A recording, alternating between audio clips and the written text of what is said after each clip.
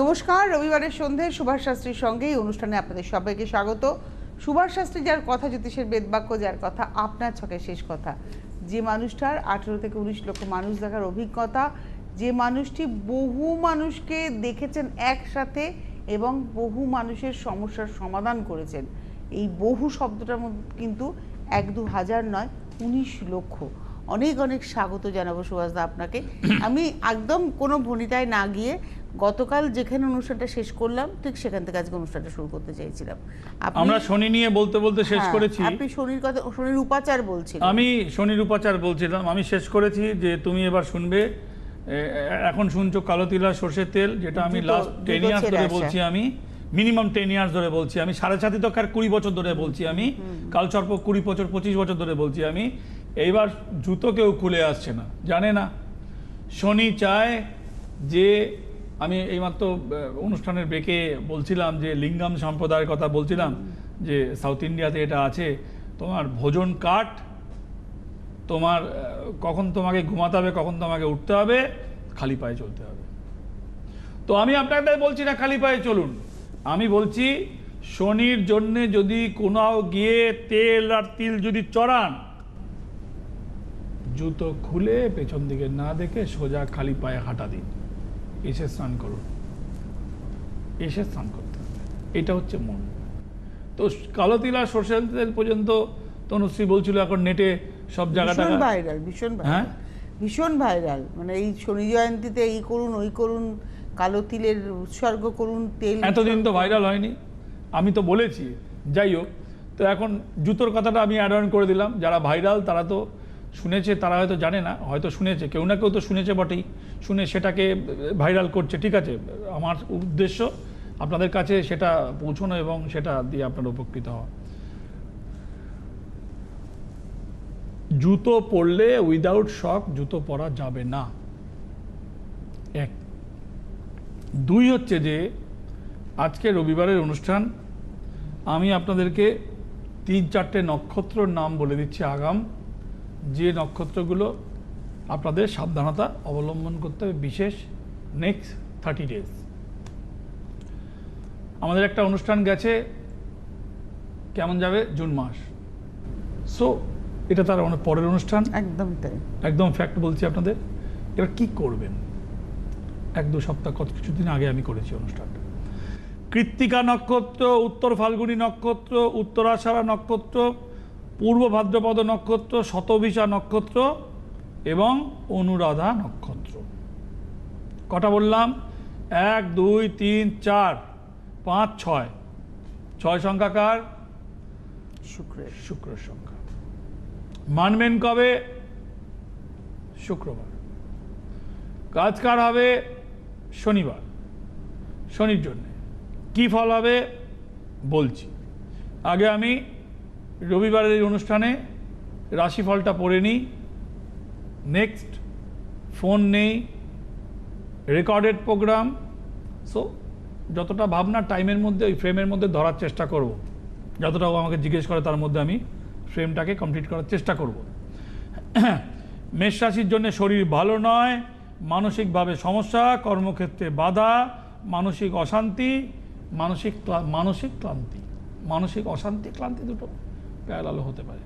বৃষ রাশি, কর্মক্ষেত্রে বিপদ, বিয়ের যোগ, অস্থিরতার কারণে সম্পর্ক নিয়ে টানামানি, কর্মক্ষেত্রে শুভ যোগ। মিথুন রাশি, মিথুন রাশির প্রাপ্তি যোগ, মিথুন রাশির শুভ সংবাদ যোগ, শুভ অনুষ্ঠানে যোগ। আর্থিকভাবে একই রকম চলবে, কিছুটা সহায়তা পাবে। জুন মাস মিথুন রাশির জন্যে একটু সহায়তা দেবে। যাদের মৃগশিরা নক্ষত্র তাদের দেবে না, কিন্তু আদ্রা এবং পুনর্বসু কিছুটা সহায়তা দেবে, সেখানে একটু বেটার হবে। এবং নিমন্ত্রণ এবং এদিক ওদিকে খরচাটাও পাশাপাশি কিন্তু হবে। কর্কট, অর্থহানি, মানসিক অশান্তি, বিবাহে বাধা, সম্পত্তিজন্য যদি কোনো খবর আসার থাকে সেটা আপনার জন্য শুভ হবে। সিংহ, প্রতারিত যোগ, মানসিক অশান্তি, ভ্রমণে বাধা, শরীর ভালো নয়, মতবিরোধ, সবটাই খারাপ। কন্যা, সম্পত্তিজনিত শুভ, কর্মে অশান্তি, আর্থিক ক্ষতি, ভ্রমণ এবং ব্যথাজনিত শারীরিক ক্লেশে অর্থ ব্যয় এবং চিকিৎসা খাতে হয়রানি। তুলা, অর্থনাশ, সম্পত্তি, শরীর ভালো নয়, প্রেমে বাধা, শত্রুতা বৃদ্ধি, প্রাপ্তিযোগ। প্রাপ্তিযোগটা সর্বশেষ, ওটাই এই সপ্তাহের ভালো খবর। বৃশ্চিক, নিজের লোকের সাথে অশান্তি, কারুর দ্বারা অপদস্থ, কোনো জিনিস খোয়া যাওয়া, আর্থিক ক্ষতি। বৃশ্চিক রাশি ভালো নয়। ধনু, ধনু শারীরিক অবসাদ, অশান্তি, অর্থ ব্যয়, শারীরিকভাবে হয়রানি এবং চিকিৎসায় ব্যয় এবং বড় ক্ষতিও আপনার কিন্তু হতে পারে। অর্থদণ্ড, বিভিন্ন কারণে কিন্তু বড় অর্থদণ্ডের ফাঁস আপনার সামনে ঘুরে বেড়াচ্ছে। মকর, কার্য উদ্ধার, সম্পর্ক নিয়ে শুভযোগ, প্রাপ্তিযোগ, মানসিক অস্থিরতা বৃদ্ধি। কুম্ভ, ব্যবসায় শুভ, ঋণ শোধ, সাংসারিক অসুবিধা, কর্মচ্যুত যোগ। কুম্ভ রাশির কর্মক্ষেত্রে বিশেষ অসুবিধে এবং চাকরি চলে যেতে পারে। অর্থাৎ কিনা আপনাদেরকে কি করতে হবে, কোনো রকমভাবে বিতর্কে জড়ানো যাবে না কুম্ভ রাশির এই সপ্তাহে। যতটা সম্ভব নিজেকে শ্রোতা হিসেবে ভেবে নিতে হবে। You are not a speaker, audience. Mean, সমস্যার সমাধান, ব্যবসায় উন্নতি, সম্পর্ক চ্যুত, বিবাহ যোগ, প্রেমজ যোগে বাধা, সম্পর্ক ছিন্ন। রাশিফল শেষ। এবারে আমরা চলে যাই একদম শনির, যে শনিকে কি করে জুন মাসে আমরা কাজে লাগাতে পারবো। শনিকে কাজে লাগাতে গেলে যে এই আমি একটা বীজ আপনাদেরকে, এই বীজটা আপনাদেরকে বলতে হবে, বৃহস্পতিবার আর শনিবার করে বলতে হবে। মঙ্গলকে এখানে টানা যাবে না। টিভি স্ক্রিনে কি ফেলা যাবে? ফেলে দিয়েছে। ওম শ্রীম, ওম হ্রিম, শ্রীম হ্রিম ক্লিম, শ্রীম ক্লিন বৃত্তেশ্বরায় নমো নমঃ। দুবার বলেছি, জোর দিয়েছি। আই রিপিট এগেন, আমি বলছি, এভাবে নামতা পড়বে না। ওম শ্রীম, ওম হ্রিম, শ্রীম হ্রিম ক্লিম, শ্রীম ক্লিম বৃত্তেশ্বরায় নমো নমঃ, এইভাবে পড়বেন না। প্রত্যেকটা শব্দকে যখন কাটবো ওখানে এন্ড হবে, স্টার্ট করব ওখানে শুরু হবে, কাটবো ওখানে শেষ। প্রত্যেকটা আমি আবার টিভিতে ফেলতে বলবো পিসিআরকে, আমি আবার পড়ছি। আপনারা তো মোবাইলে থাকবে, কিভাবে পড়ছি এটা একটুখানি আপনারা, সাউন্ড ভাইব্রেশনটা খুব ব্যাপার। শরীরে যখনই কোনো বীজকে বলা হবে তার যাতে কম্পন, যাতে শরীরে যাতে আমরা অনুভব করতে পারি, আদারওয়াইজ নামতা পড়লে ওই এফেক্ট হয় না। আমাকে আমার গুরু যা বলেছে, আমি বলছি আপনাদেরকে। ওম শ্রীম, ওম হ্রিম, শ্রীম হ্রিম ক্লিন, শ্রীম ক্লিন ক্লিম বৃত্তেশ্বরায় নমো নমঃ, এইভাবে বলা হলো। ওম শ্রীম, ওম হ্রিম, শ্রীম হ্রিম ক্লিম, শ্রীম ক্লিম বৃত্তেশ্বরায় নমো নমঃ। দেখুন প্রত্যেকটা ওয়ার্ডকে আমি একটা করে ডিভিশন ওয়াইজ বসিয়ে দিচ্ছি, মনে হবে একটা সেকশন জুড়েছি। কোনো নামতা, কোনো গানের সুর, অনেক মন্ত্র পরে দেখবেন করে সুরে পড়ছে, পড়তে সুবিধা হয়, তাতে অনেক উচ্চারণ অস্পষ্ট থেকে যায়, জীবের জড়তা থাকে এবং কম্পনটা, জার্কটা হয় না। বীজ মন্ত্র মানে জার্ক। যখন আপনি পাঁচালি পড়বেন, অনেক বড় পড়বেন, তখন একটা রিদিমে পড়তে হবে, কিংবা রামচরিত মানস যারা পড়ে, কিংবা ধরুন ওই ইয়ের একাদশ অধ্যায়, ওই লঙ্কাকাণ্ডের একাদশ অধ্যায়, এগুলো পাঠ আমি অনেক লোককে বলে দিই কোন পাঠটা কার করা উচিত। এরকম প্রচুর নন বেঙ্গলীয় যারা এখন আমার কাছে আসে, বলে ঘরে কি করব, তো আমি বলে দিই সীতাকে যখন হরণ হয়েছিল ওই জায়গার পাঠটা করো, মা যেটা করে। মানে প্রবলেম অনুযায়ী, প্রবলেম অবশ্যই প্রবলেম অনুযায়ী এক একজন এক এক রকম। আপনার কাছ থেকে কিন্তু এগুলো বেরিয়ে আসে টুকটুক করে, মানে এক একজনের এক এক রকমের প্রবলেম, তাকে সেই প্রবলেম অনুযায়ী বলতে বলেন। হ্যাঁ, সেই পাঠটা সে করবে। মা যখন সংকটে চলে, হ্যাঁ মানে আপনি শুধু যে প্রতীক আসলেন, আপনি বলে দিলেন বা একটা প্রতিকারের কথা লিখে দিলেন। আমার প্রতিকার তো প্রথম তো আমার হচ্ছে সিস্টেম। তুমি যদি আমাকে ফলো করো, আমার বিশ্বাস তুমি আমাকে দেখাতে এসে আমাকে ফলো করলে 20 থেকে 25% তুমি এমনি তুমি নিয়ে ফিরবে যদি আমাকে পাই টু পাই ফলো করো। আমি টিভির পর্দায় বলছি, স্ট্রেট বলছি, খোলা মনে বলছি, 20% তো তুমি নিয়ে ফিরবে যদি আমাকে ফলো করো, আমি যা তোমাকে বলবো, যে অনুষ্ঠানে যদি শোনো 20% আরও তোমাকে আমি অ্যাড অন করতে পারি, তুমি ঘরে কি করবে প্রতিদিন। তা তুমি 30-40% তুমি গেইন করলে প্রতিদিনের সিস্টেম, যেটা তোমার মধ্যে কম্পাউন্ডিং হওয়া শুরু হবে। এই কম্পাউন্ড এর পরে রেমেডির প্রশ্ন। রেমেডি দেওয়া না দেওয়া, আপনার সময় হওয়া না হওয়া, আমি দেব কি দেব না সিদ্ধান্ত আছে পরের part. First part, I give you some system. যদি আপনি টিভির অনুষ্ঠান বলুন আর চেম্বার বলুন, ডিফারেন্স কিছু নেই, কিচ্ছু ডিফারেন্স নেই। এই যেভাবে কথা বলছি চেম্বারে এইভাবেই কথা বলি, কোনো রকম কোনো ডিফারেন্সেস নেই। ওটা তো আপনি টিভিতে অনুষ্ঠান থেকেও পাবেন, চেম্বারে এলেও পাবেন। সমস্যা অনুযায়ী আপনাকে এইটা দেব। ওই পুরো পাঠ করলে আপনার হবে না। লঙ্কা কাণ্ড না কোন কাণ্ড না সুন্দরকাণ্ড, সেটা পাঠ বুঝতে হবে। যেমন তোমার ওই গীতারও আছে। আমার দিদিমা, মায়ের মা যখন মারা গেছিল পয়লা বৈশাখের দিন, সাদা ধুতি পরতেন, কোনোদিনও বিউলির ডাল ছাড়া অন্য কোনো ডাল খেতেন না। খই আর বিউলির ডাল আর দুধ এই খেয়ে কারে, সাদা চুল। ওনার স্বর্গগমনটা হয়েছিল পয়লা বৈশাখের দিন। উনি সারা জীবন 4:30 উঠে চান করে 100 কত বছর বেঁচেছিল। আমার মাও 80 ঊর্ধ্বন বেঁচেছিলেন। গীতার 11 অধ্যায় হাতে ধরে রয়েছে, তালপাতার পাখা হাতে ধরে রয়েছে, সাদা কাপড়ের থান পরতো, একদম সরু কালো পিনপিনে। আমাদের বয়স অনেক কম। 91 সালে উনি চলে গেছেন, 1991-এ। আমার মা এসে বললো, মা একটু কমপ্লেন করে দেবো, নড়ে না। কি গো বলে, থাকো, আস্তে করে বালিশে শুয়ে পড়লো, হাতে গীতা ধরা, তালপাতার পাখা ধরা। আমি জন্মাষ্টমীর সময় বলি, গীতার 11 অধ্যায় পাঠ, তোমার জীবনে স্মুথনেস নেমে আসবে, অনেক বাধা খণ্ডন হবে। কোন পাঠ কখন করতে হবে কোনো জ্যোতিষী বলবে না, ব্যবসা মার খাবে। প্রথম তো হচ্ছে জানে কি জানে, আমি জানি না, সবাইকে জানে না বলাটা এটা আমার ঠিক নয়। জানে কি জানে না বলবেও না, হয় জানে না নয় বলবে না। জানাও মুশকিলের ব্যাপার, অত সহজ নয়। তুমি গীতার কোন পাঠ করলে কই করবে, তুমি কোথা থেকে জানবে? গীতা পূর্ণ বই সবাই জানে। তোমার এই সমস্যায় তোমার কোন পাঠ জরুরি তুমি কি করে জানবে?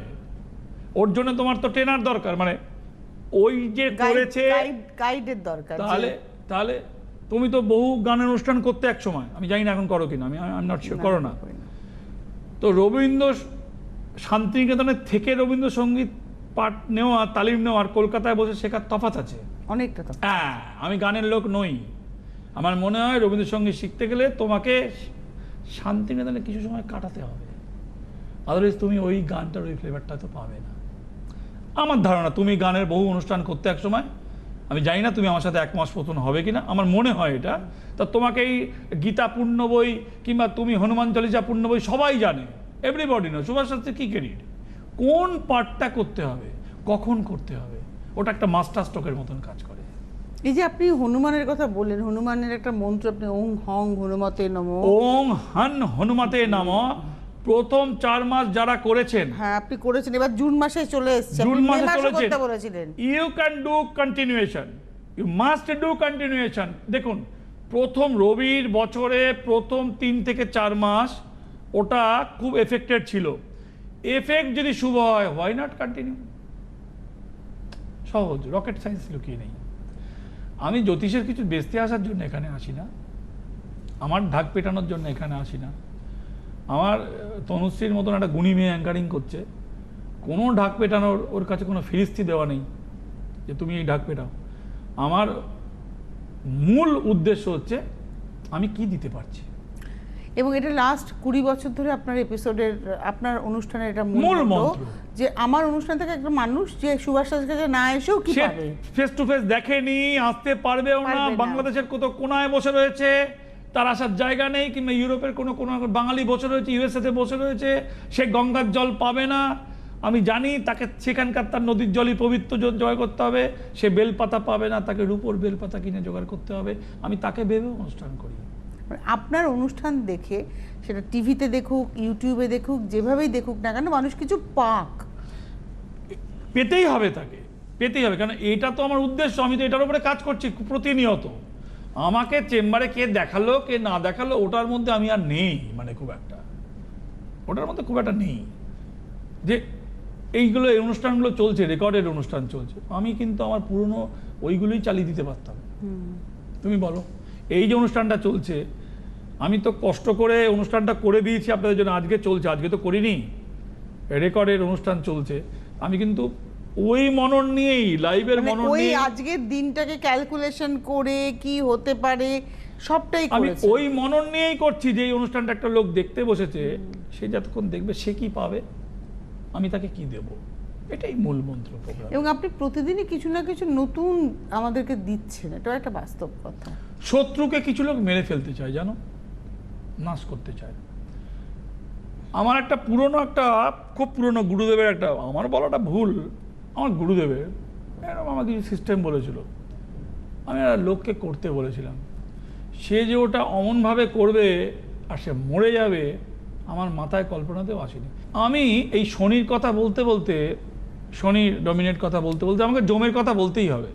শনির কথা বলবো আর জমের কথা বলবো না, তাই আবার হয় নাকি? তার মানে এই মানে জমের ক্ষেত্রে তো বাস্তুর ক্ষেত্রেও বলতে হবে তো আপনার। না না, জমের ক্ষেত্রে বলতে গেলে যখন ফোঁটা তোমরা দাও, জমের দুয়ারে দিলাম কাটা, পড়লো মানে দিলাম দিলাম তাই পড়লো গিয়ে, আমি তো আর ফেলতে পারছি না, আমি অন্তর থেকে জমের দুয়ারে দিলাম কাটা। জম কিন্তু পুজো পায়, জম পুজো পায়। জমের যদি শত্রু দমনের জন্যে যদি একটা ছোট প্রদীপ জোগাড় করেন, রাহুকে যেমন আমি বলি কন্ট্রোলেড রাহু আপনার জন্য positive, Rahu can do everything, জম ক্যান ডু এভরিথিং, বাট জমও কিছু করতে পারে, শত্রু দমন হয়ে আপনি প্রোটেক্ট আপনি হতে পারে। জমের বীজটা আপনাদেরকে বলে দিচ্ছি, কারোর ক্ষতির জন্য করবেন না, মানে আমার যদি মনে হয় যে আমার শত্রু রয়েছে তাহলেই করবেন, কারোর সর্বনাশের জন্য করবেন না, বিনীত আবেদন। জমের বীজ করতে গেলে সময়টা দেখাস তো কতক্ষণ আছে, জমের বীজ করতে গেলে কিছু নিয়ম আছে, আপনি শুনলেন আর করলেন হবে না, কিছু সিস্টেম আছে। একটা করে বীজ আর একটা করে কাটা মারতে হবে, সেই মারার ওপরে ডিপেন্ড করে শত্রুর দমন। জমের বীজ ওম জাম জামায়, এই ওম মাম জামায় ওম জাম জামায় ব্যাপারটা হচ্ছে এক। ওম জাম জামায় প্রেতাধিপতায়ে দণ্ডহস্তায়ে মহিষ বদনায়ে নমো নমঃ। অনেকে নন বেঙ্গলিরা বলে ওম মাম জামায়ে ওম জাম জামায়ে, দুটোই এক, প্রনাউন্সিয়েশনে অসুবিধা আছে। যারা হিন্দি ভাষী তাদের সাথে এটা বাংলা কি আমরা ভাষী, টিভি স্ক্রিনে দেখতে পাবো না মন্ত্রটা? হ্যাঁ, এটা তো নেই, আমি বলে দিচ্ছি। আচ্ছা, আপনি বলছেন ওম জাম জামায়ে প্রেতাধিপতায়ে দণ্ডহস্তায়ে মহিষ বদনায়ে নমো নমঃ। আপনারা দেখালে ভালো হতো, এই মুহূর্তে তো নেই, মানে এই শনি বলবো জম বলবো না তাই যেমন হয় না, সেই রকম রবির তো দুজন, এই দুটোই সাজা দেয়, একটা মেরে ফেলে সাজা দেয় আর একটা হচ্ছে শনি আপনাকে ওই কুড়ে কুড়ে সাজা দেবে, এই দুটোই সাজা দেয়। আর রবি কি করে, নাম যশ ফেম খ্যাতি জীবনে আলো দেয়। আর এই দুটো ছেলে দুটোই হচ্ছে এরা সাজা। এটা তো বলে একটা শ্লোক ছিল, একটু স্ল্যাং আছে, বলে গুয়ে মাখলে কি আর জমে ছাড়বে। এক ঘটনা ছিল, জম আসছে শুনে সে যাবে না, সে মানে গুয়ের চারিতে ঢুকে বসে আছে, ঘেন্না লাগবে আমাকে ধরবে না, মানে বুদ্ধি আটকেছে, বেটা হুস পাইপের জল নিয়ে এসছে হ্যাঁ পাইপ হাতে নিয়ে এসছে, বলে তোকে ধুয়ে নেবো, বলে হ্যাঁ ওখান থেকে শ্লোকটা এসেছে, বলে গুয়ে মাখলে কি আর জমে ছাড়ে, জমের হাত থেকে রেহাই নেই। হ্যাঁ, আমি একটা ফানি কথা বললাম, কিন্তু এটা ঘটনা, কোথা থেকে এসেছে এই শ্লোকটা তার আদিচরণ করলাম। জমের জন্য প্রদীপ জ্বালতে হবে, জমের জন্য প্রদীপ জ্বালতে হবে। দেখবেন ভাইফোঁটার সময় প্রদীপ জ্বালা হয়, বেল কাটা দেওয়া হয়। জমের জন্য বেল কাটা জোগাড় করতে হবে, ওই বেল কাটাকে পোড়াতে হবে প্রদীপে। সর্ষের তেলে প্রদীপ জ্বালুন, আপনি 5টা লবঙ্গ দিয়ে দিন, 5টা গোলমরিচের দানা, গোলমরিচই তো বলে, গোল গোল কালো কালো, একটা ছোট মাটির প্রদীপ জ্বালুন, সর্ষের তেল দিন, 5টা লবঙ্গ দিন, 5টা গোলমরিচ দিন। সলতে ক্রস করবেন না, সলতে যেটা হবে একটাই থাকবে। বেল কাটা নিয়ে আসুন, শত্রুর নাম করে ওই প্রদীপে পোড়ান। প্রদীপ জ্বালানোর আগে প্রদীপের তলায় কালো টিপ দিন, সেই পেন্সিলের টিপ মানে যত রকম কালো টিপ দিন, দিয়ে প্রদীপের পেছন দিকে মানে বসাচ্ছেন নিচে, প্রদীপের নিচে প্রদীপটা জ্বালুন। প্রদীপের মুখ বাইরের দিকে হবে, বাইরে কিংবা বারান্দার কোনায় জ্বালবেন। ওই বেল কাটাকে ভালো করে পোড়াবেন, কালো হয়ে যাবে। তারপরে ওই বেল কাটাটা কোনো জায়গায় একটা পেরেক দিয়ে মেরে দেবেন গাছের গোড়ায়। মন্দিরে মারতে গেছিল আমার কথা শুনে, ও পান্ডা ধরে কান ধরে বের করে দিয়েছে। পুরীর মন্দিরে মারতে গেছে, উড়ে পান্ডা কোম্মার মেরেছে। আমি বারণ করেছি, দেখুন পীঠস্থানে মারলে এফেক্ট হয়, কিন্তু ও তো লোক ঘুরে বেড়াচ্ছে, এখন তো মনে হচ্ছে ক্যামেরার আন্ডারে। সে সৌদির মতন আমার কথা শুনে জলে ফেলতে গেছে, ক্যামেরা দিয়ে 3 দিন পরে সৌদিতে ধরে এনে প্রচুর তাকে রিয়েল ফাইন করেছে। ওর ফেলার নিয়ম নেই জলে। আপনারা বাড়িতে বালতির মধ্যে জল দিয়ে ফেলুন, গাছের গোড়ায় ঢেলে দিন। এখন বিদেশে থাকলে তো সব ক্যামেরা, এখন বড় বড় পীঠস্থান ক্যামেরা। এগুলো অ্যাকচুয়ালি নিয়ম হচ্ছে মন্দিরের গোড়ায় গিয়ে মেরে আসা। তাহলে আপনাকে ভোর রাতে 3টের সময় উঠে অন্ধকার থাকতে যেতে হবে, টুক করে মেরে দিয়ে চলে আসা। মানে শিখিয়ে দিচ্ছি আপনাদের। আমি যেটা করতাম, ভোরবেলা রাত জেগে বসে থাকতাম। এই কামাখ্যা মন্দিরে সারা রাতই ভিড় থাকে, 300-400 লোক ওই মাঠে বসে থাকে।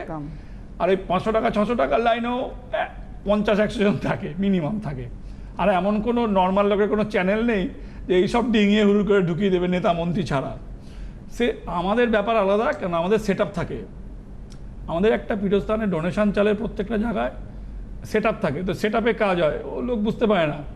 ঠিক আছে, তো নিয়ম হচ্ছে, এটা নিয়ম হচ্ছে এই জমের যখন এই বীজটা হবে, আপনি ঘরেও করতে পারেন, মন্দিরে মারতে হবে, বেকার ধরা পড়ে ঝামেলা পাকিয়ে লাভ নেই। গাছের গোড়ায় ময়দানে একটা গাছকে আইডেন্টিফাই করে রাখুন, পুরনো গাছ, কলা গাছে মারবেন না, কলা গাছে পেঁপে গাছে মারবেন না, পড়ে যায় ঢাস করে। পুরনো গাছ, বুড়ো গাছ, বয়স্ক বুড়ো গাছ, মানে বহুদিন ধরে চিনেছেন, মানে ওটা মরবেই না, হয়তো বট গাছ গাছগুলো মরে না, যাই হোক যেরকম গাছ, এইরকম গাছে মেরে দিন আপনি। এটা আপনাকে করতে হবে 18টা সপ্তাহ করতে হবে, 18টা সপ্তাহ। কিন্তু মাসে এটা 2টোর বেশি সপ্তাহ করা যায় না, এভরি অল্টারনেটিভ উইকে করতে হয়। এটা করতে হবে জমের জন্য, যদি এটা করেন শত্রু দমনের জন্যে, এটা আপনাকে করতে হবে, ওর ভাই তো শুক্রবারে করতে হবে, ফ্রাইডে। শনিরটা করতে হয় শনিবার। রবির জন্য যেটা বলেছিলাম, নং সূর্যায় নম, পান পাতা কিংবা ওই আবার অসত্য পাতা, যেটার সাথে আমার খুব বড়, হ্যাঁ আপনি রোববার দিন বলেছিলেন, রবিবারে করতে হবে। শনির জন্য যদি ওই প্রদীপ জ্বালেন, পয়সা তোলেন, দান করেন, কম খান, ওই পয়সা তোলা প্রদীপ জ্বালা শনিবার করতে হবে। আর এই জমের ওর ভাইয়ের কাজ শুক্রবার করতে হবে। শুক্র হচ্ছে দৈত্যগুরু, মনে রাখবেন। আমাদের বায়োলজিক্যাল, আমাদের কামনা, আমাদের বাসনা, আমাদের বাসনা, আমাদের যা কিছু, আপনার যে ফিজিক্স, আপনাকে দেখে ফিজিক্যাল যে মুভমেন্ট, যাকে দেখে আপনি অ্যাট্রাক্ট হবেন, ও শুক্র দ্বারা কন্ট্রোলেড। ওই শুক্রবারই করতে হবে জমের কাজ করলে নিজেকে ফ্রেশ রাখা যায়। অন্যের ক্ষতির জন্য করবেন না, করে একজন মারা গেছিল, খবর পেয়েছে, সে হাওড়ায় অনেক আগে, সে 35 বছর আগে। হাতে সময় নেই সুভাষদা, অনেক ধন্যবাদ জানাবো আপনাকে। আপনি খুব সুন্দর করে আমাদের উপাচারগুলো বলেন, বেশ হাসি মজার মধ্যে দিয়ে আমরা কথা বললাম ঠিকই, কিন্তু খুব ফ্রুটফুল একটা আলোচনা পেলাম আপনার কাছ থেকে। তো ভালো থাকুন সকলে। আর অবশ্যই বলবো যে গুরুদেবের নির্দেশ, মায়ের আশীর্বাদে তার এই পথে হাঁটা, তার কথা জ্যোতিষের বেদবাক্য হয়ে ওঠা, তার কথা আপনার চলে শেষ কথা হয়ে ওঠা। অনেক ধন্যবাদ জানাবো সুভাষদাকে, ধন্যবাদ আপনাদের, নমস্কার। জ্যোতিষ হলো বেদের অঙ্গ, আর সুভাষ শাস্ত্রীর কথা জ্যোতিষ জগতের বেদবাক্য।